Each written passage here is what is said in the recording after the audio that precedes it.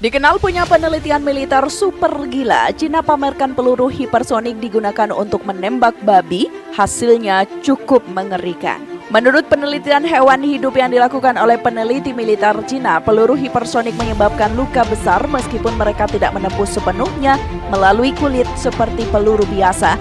Surat kabar SCMP pada 25 Agustus melaporkan bahwa para peneliti dari Pusat Medis Militer di kota Chongqing, Tiongkok Barat Daya menembakkan peluru bola baja 5 mm bentuk lingkaran.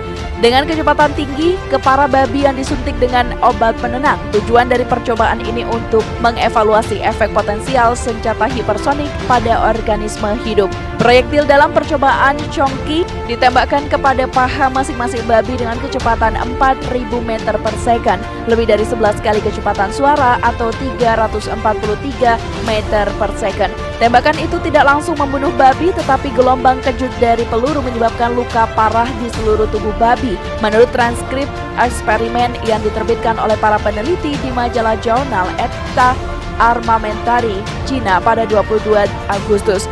Babi mati sekitar 6 jam setelah percobaan. Hasil otopsi menunjukkan peluru menembus paha dengan kecepatan 1.000 sampai 3.000 meter per second. Kebanyakan senjata memiliki kecepatan moncong atau kecepatan hulu ledak saat keluar dari laras kurang dari 1.200 meter per second atau 3 kali kecepatan suara. Dalam kasus penggunaan senjata konvensional untuk menembak, hulu ledak akan menembus kulit dalam bentuk zat padat menurut Wang. Tetapi pada kecepatan supersonik, panas gesekan membawa peluru mendekati titik lelehnya.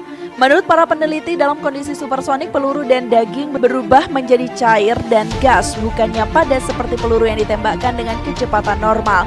Peneliti di Chongqing mengatakan pada mereka akan melakukan beberapa percobaan dengan peluru supersonik pada hewan, tetapi di lokasi lain seperti kepala, dada, perut, dan beberapa bagian lain dengan struktur yang lebih kompleks. Peneliti China mengatakan pengujian hewan hidup diperlukan untuk memahami karakteristik dan efek mematikan dari peluru hipersonik pada target hidup, termasuk manusia. Senjata hipersonik dianggap sebagai salah satu bidang yang potensial dan menarik dalam bidang ilmu militer. Lobaev Arms sebagai perusahaan manufaktur senjata Rusia pernah memperkenalkan senapan yang dapat mengenai target pada jarak 1 km dalam 1 detik atau tidak termasuk faktor angin, gravitasi, dan gerakan. Namun seorang ahli fisika ledakan di Beijing mengatakan bahwa penembakan senjata hipersonik menghadapi banyak tantangan. Sebagian besar pupuk misiu yang tidak dapat menghasilkan energi yang cukup untuk mendorong peluru di kecepatan tinggi tersebut. Senjata-senjata itu perlu didesain ulang sepenuhnya dengan bahan super keras untuk menahan kekuatan ledakan.